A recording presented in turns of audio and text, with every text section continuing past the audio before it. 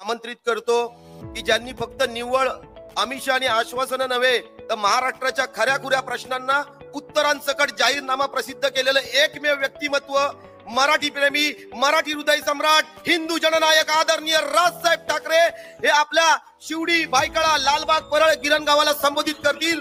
सन्माननीय राजसाहेब ठाकरे.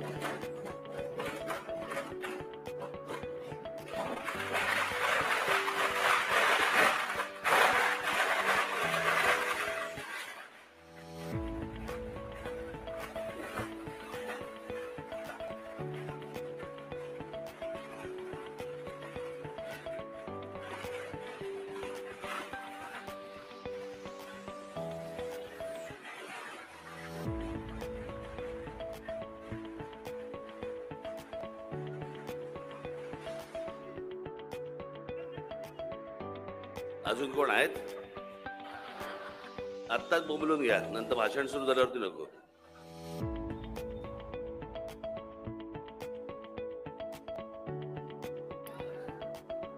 जमलेल्या माझ्या सर्व हिंदू बांधवांनो, भगिनींनो आणि मातांनो,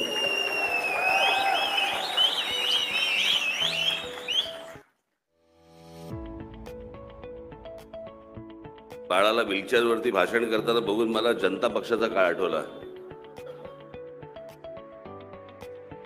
त्याला जयप्रकाश नारायण असे बोलायचे.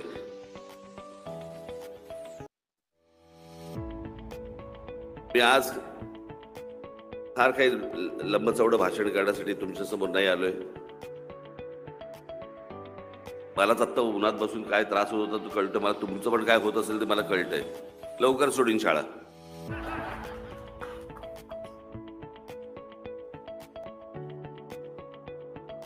या विधानसभेच्या निवडणुकीतली ही माझी शेवटची सभा बाळासाठी दिलेली. मला सांगितलं मला शेवटची सभा माझ्याकडे पाहिजे. ते मला असं वाटतं प्रत्येक विधानसभेला शेवटची सभा बाळाकडेच असते. येत्या 20 तारखेला रेल्वे इंजिन या निशाणीवरती बटण दाबून 2 नंबरवरती असलेल्या बाळा नांदगावकरांना 1 नंबरवरती आणण्याची जबाबदारी मी तुमच्यावर सोपवतोय.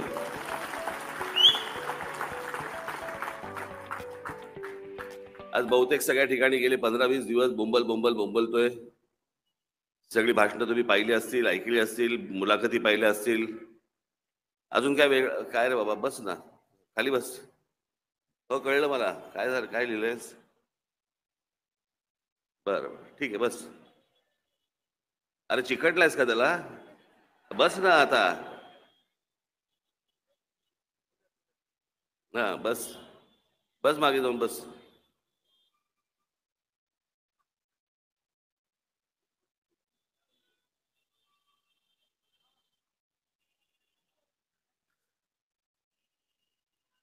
आज करता ही या सभेच्या निमित्ताने मी अनेक लोकांची या दिलगिरी पण व्यक्त करणार आहे आणि अनेक लोकांना धन्यवाद पण देणार आहे. मी खास करून आपल्या महाराष्ट्रामधल्या मराठी टेलिव्हिजन चॅनलचे मी आभार मानेन की त्यांनी माझी भाषणं ही लोकांपर्यंत, घराघरापर्यंत पोहोचवली. त्याबद्दल मी त्यांचा आभारी आहे.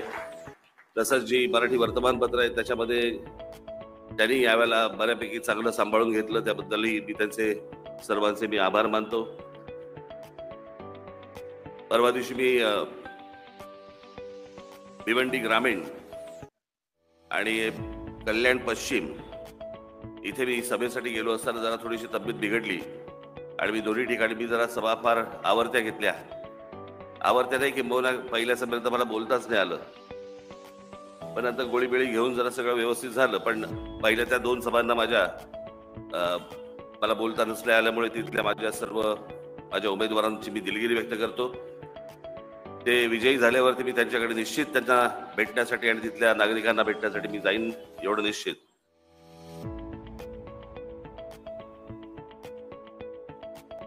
बाळा नांदगावकरांच्या इथे भारतीय जनता पक्ष आणि शिवसेना यांनी बाळाला जो पाठिंबा दिलाय त्याबद्दल मी त्यांचे आभार मानतो. खरं तर हे आभार मला बऱ्याच मतदारसंघात मानता आले असते, पण जाऊ देत.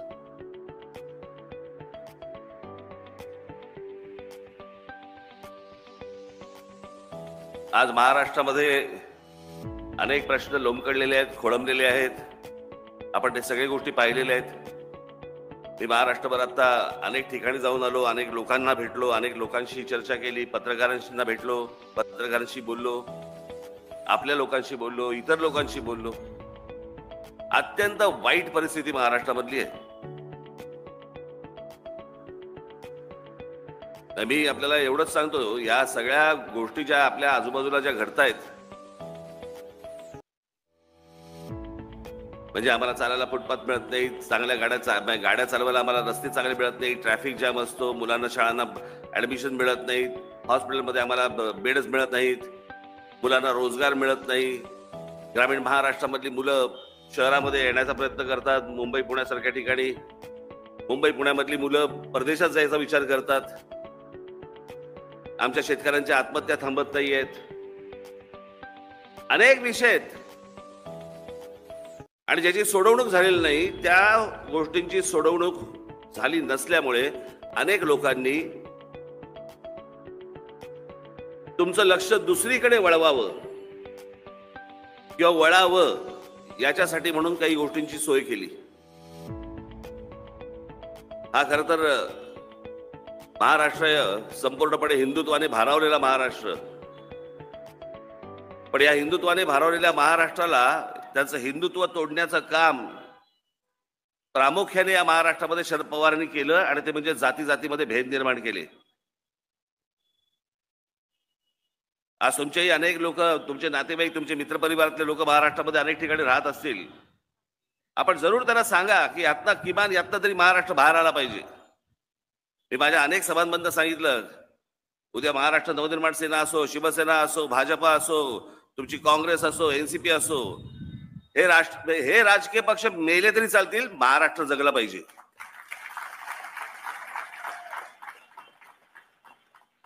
आणि ज्या प्रकारचा उत्तर प्रदेश, बिहारमध्ये ज्या प्रकारचं राजकारण चालतं, तसं महाराष्ट्राचं होऊ नये. अत्यंत भीषण आणि घाणेरडी परिस्थिती महाराष्ट्रामध्ये आहे. हे राष्ट्रवादी काँग्रेसच्या जन्मानंतर या सगळ्या गोष्टी सुरू झाल्या.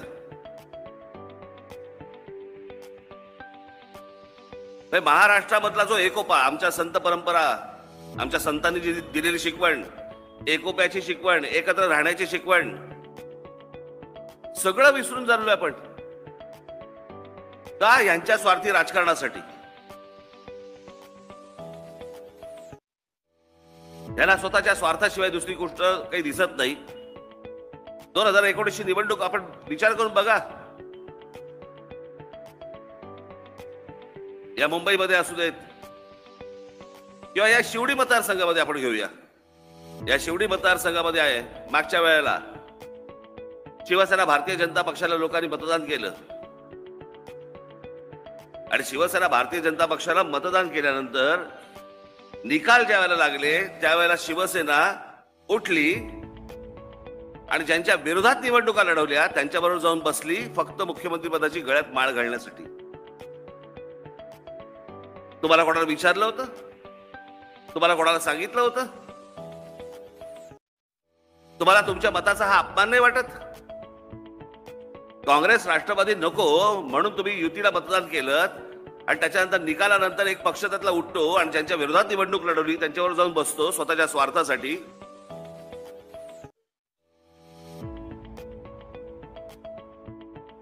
हे कोणतं राजकारण आहे? ही देशामध्ये आजपर्यंत देशाच्या राजकारणात अशी बघितलीच नाही गोष्ट की ज्यांच्या विरोधात निवडणूक लढवली निकालानंतर त्यांच्या बरोबर जाऊन बसले.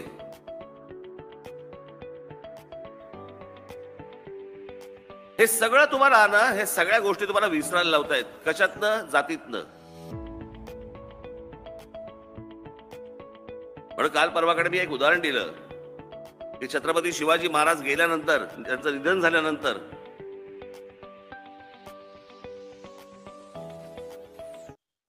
ही समाधीमध्ये नंतरची गोष्ट, पण जे काय तिथे त्यांना त्यांच्या अंत्यविधीकडे झाले त्या जागेवरती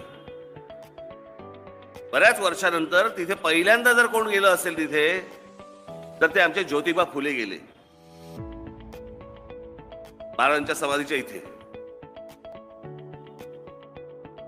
आणि त्यांनी पाहिलं की तिकडे काहीतरी सगळी अशी उद्ध्वस्त झालेली गोष्ट होती. अनेक लोक गेले असतील, आपल्याकडे काय मूर्खांचा बाजार आज नाही तेव्हा पण असेल, आणि ती उद्ध्वस्त केली कशासाठी? त्या समाधीमध्ये काहीतरी लपवलं असेल, सोन्याच्या मोहरा असतील, हिरे माणके असतील, काहीतरी काहीतरी डोक्यामध्ये, त्याच्यामुळे ती उद्ध्वस्त केली. पण ती गोष्ट बघायला कोण गेलं पहिलं? आमचे ज्योतिराव फुले.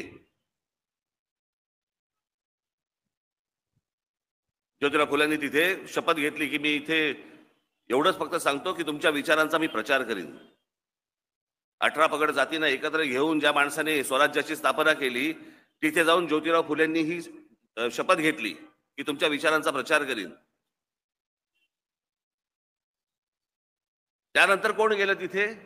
त्यानंतर लोकमान्य बाळ गंगाधर टिळक गेले. त्यांनी ती सगळी परिस्थिती आणि अवस्था बघितली आणि त्यांनी तिकडे निश्चय केला की महाराजांची इथे समाधी बांधली पाहिजे.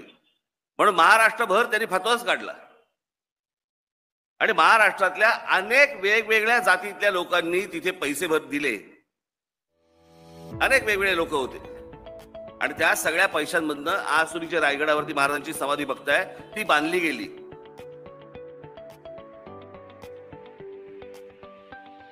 आज आमच्याकडे सगळे जे महापुरुष आहेत हे सगळेजण वाटून घेत आहेत. छत्रपती शिवाजी महाराज मराठ्यांचे, लोकमान्य टिळक ब्राह्मणांचे, महात्मा ज्योतिराव फुले माळ्यांचे, आमचे डॉक्टर बाबासाहेब आंबेडकर दलितांचे, प्रत्येक जण आपापल्या जातीत विनाकारण, काही संबंध नाहीये. हा जर प्रसंग आपण पाहिला तर शिवछत्रपतींच्या ठिकाणी पहिले जाणारे ज्योतिराव फुले माळी होते. त्यांनी सांगितलं तुमच्या विचारांचा मी प्रचार करीन. दुसरे गेले ते लोकमान्य टिळक ब्राह्मण होते. त्यांनी समाधी उभी केली. ज्यांच्याकडे आज महापुरुषांकडे आम्ही ज्या जातीने पाहतो ना, किंवा जातीने पाहायला जे लावतात ना, मला असं वाटतं त्यांनी ही गोष्ट बघणं गरजेचं आहे, समजून घेणं गरजेचं आहे. अहो, जात एखाद्याला प्रिय असणं मी समजू शकतो, पण दुसऱ्या जातीबद्दलचा द्वेष निर्माण करणं, आज महाराष्ट्रातली परिस्थिती इतकी भीषण आहे. मला असं वाटतं यातनं आपण प्रत्येकाने हा महाराष्ट्र सुधारला पाहिजे. निवडणुका येतात, निवडणुका जातात, हा निवडून येईल, तो निवडून येईल, तो हरेल, तो पडेल, चालू राहील. पण एकदा का राज्याचं व्याकरण बिघडलं ना, सगळं सुधारता नाही येणार. मी जो प्रयत्न करतोय तो हा प्रयत्न करतोय.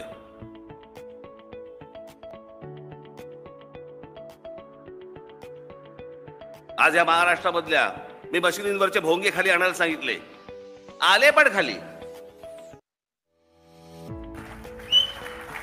बंदही झाले. एक वेळा आम्ही बंद करतो, पण हनुमान चालीसा म्हणू नका.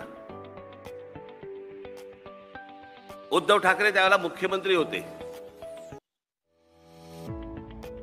सगळे बंद झाले. 17,000 माझ्या महाराष्ट्र सैनिकांवरती त्या सरकारने केसेस टाकल्या. का? कारण हनुमान चालीसा म्हणणार होते. म्हणजे संरक्षण कोणाला? मशिदींवरच्या लाऊडस्पीकरना. मागे एकदा कधी अनेकदा माननीय बाळासाहेबांनी शिवतीर्थावरनं का अनेक सभांबद्दल सांगितलं होतं या मशिदींवरचे भोंगे खाली आले पाहिजेत. जर ती गोष्ट जर समजा राज ठाकरे करत असेल तर उद्धव ठाकरे आडवा येतोच कसा?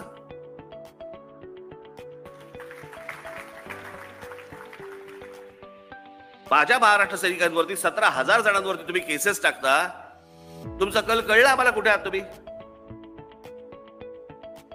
ही काँग्रेस, जी स्वातंत्र्यवीर सावरकरांचा, हे राहुल गांधी, अक्कल पण नाही त्याला.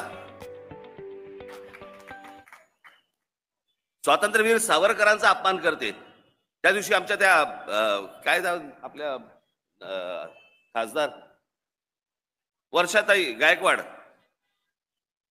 व्यासपीठावरती वर्षाताई गायकवाड त्या राहुल गांधींना शिवछत्रपतींची प्रतिमा देत होत्या. ती प्रतिमा त्यांनी घेतली, अशी बघितली, प्रतिमेकडे बघितलं आणि दुर्लक्ष केलं, दुसरीकडे तोंड फिरवलं. महाराजांची प्रतिमा देखील हातामध्ये घ्यायला जो माणूस ज्याला लाज वाटते त्यांच्याबरोबर जाऊन हे बसलेत. आणि का बसले होते? स्वतःचा स्वार्थ. बस मला मुख्यमंत्री करा. एका माणसाने सगळे अख्खी पक्षाची वाट लावली. अनेक लोक निघून गेले. त्या लोकांना हे म्हणतात गद्दार आहेत. अरे गद्दार तर घरात तिथे बसलाय ज्यांनी पक्षाशी गद्दारी केली.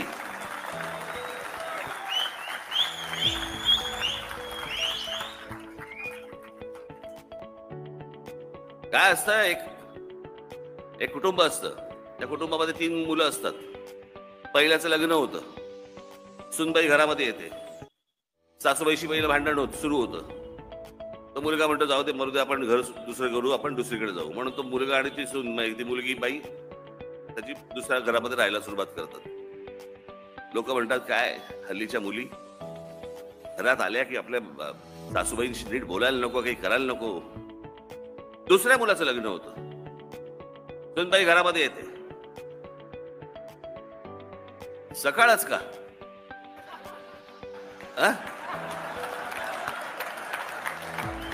बसा, शांत बसा. मी रविवार असता तरी मी समजू शकलो असतो, सोमवारी पण दुकानदार आहे का बंद करून आलेला गुमास्ता? बस.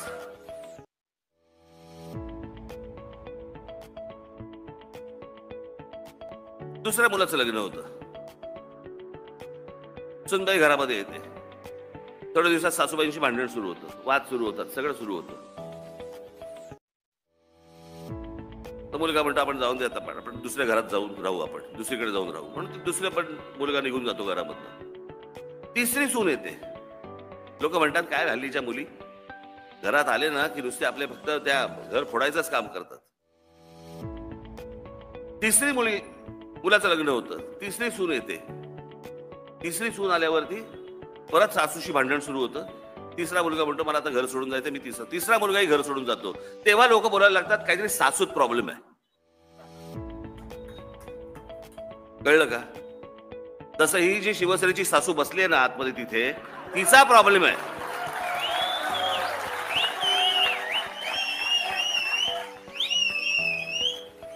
ही जी मुलं सोडून गेली ना त्यांचा नाही प्रॉब्लेम, प्रॉब्लेम सासूचा आहे.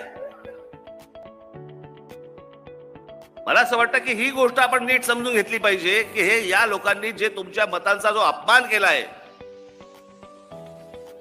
या लोकांना तुम्ही अद्दल घडवली पाहिजे, शिकवली पाहिजे. तुमच्या मतांचा जो अपमान झाला त्याचा बदला तुम्ही घेतला पाहिजेत.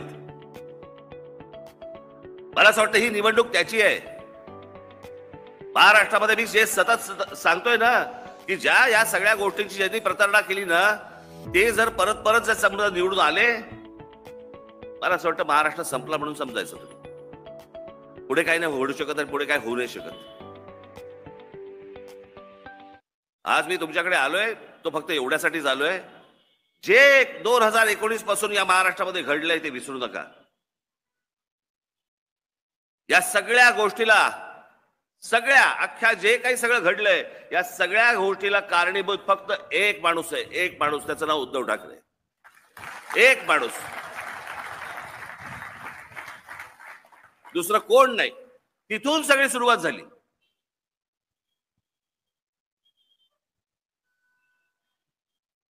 म्हणजे गंमत बघा, या माणसाच्या वागणुकीमुळे पहिल्यांदा राणे बाहेर पडले, मग मी बाहेर पडलो, मग शिंदे बाहेर पडले.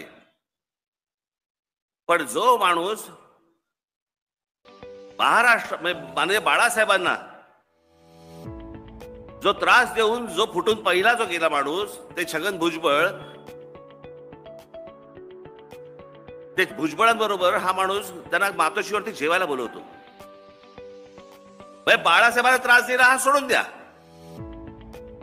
त्याचा ह्याला काही देणं घेणं नाही. आणि बाकीच्यांकडे बाकीचे शत्रू व्हायचे. माननीय बाळासाहेबांकडे बघण्याचा यांचा दृष्टिकोन बघा आणि ह्यांनी जी कृत्य केली आहेत ना त्या पण गोष्टी बघा. एकदा सगळ्या गोष्टींना विचारांना एकदा उजळली द्या.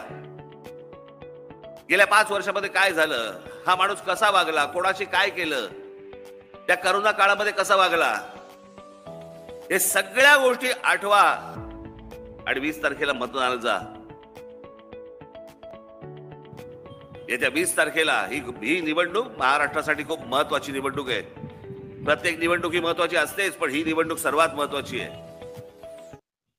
म्हणून मी आपल्याला ते आवाहन करण्यासाठी म्हणून मी आज आपल्या समोर इथे आलेलो आहे. येत्या 20 तारखेला आपले उमेदवार बाळा नांदगावकर, आता बाळा पुढे नको येऊ, हा तिकडेच आहे. मी मगाशी विचारलं, म्हटलं काय ब्रेक बिक लावलाय ना तिकडे, म्हटलं बस बस. आपले उमेदवार, लोकप्रिय उमेदवार आपले बाळा नांदगावकर, तसेच माझे महाराष्ट्रामध्ये जेवढे महाराष्ट्र नवनिर्माण सेनेने उभे केलेले सगळे उमेदवार, या सर्व उमेदवारांना मी महाराष्ट्रात जाऊ नाही शकलो सगळ्या मतदारसंघामध्ये, कारण वेळच कमी मिळाला प्रचाराला. आणि त्याच्यामुळे ज्या मतदारसंघामध्ये मी येऊ शकलो नाही, त्यांना भेटू शकलो नाही माझ्या जनतेला, मी त्यांची इथूनच मी दिलगिरी व्यक्त करतो, माफी मागतो. परंतु मला असं वाटतं येत्या या निवडणुकीमध्ये आपण महाराष्ट्र नवनिर्माण सेनेचे जे कोणी उमेदवार इथे महाराष्ट्रामध्ये उभे असतील त्या सर्व उमेदवारांना आपण प्रचंड प्रचंड प्रचंड मतांनी आपण विजयी करावं असं एक आवाहन करतो आणि आपल्या सर्वांची मी रजा घेतो. धन्यवाद. जय हिंद, जय महाराष्ट्र. धन्यवाद राजसाहेब. निश्चितच लालबाग नवीन घडामोडी पाहण्यासाठी आजच आम्ही मुंबईकर 24 तासला लाईक करा, सबस्क्राईब करा आणि अपडेट रहा.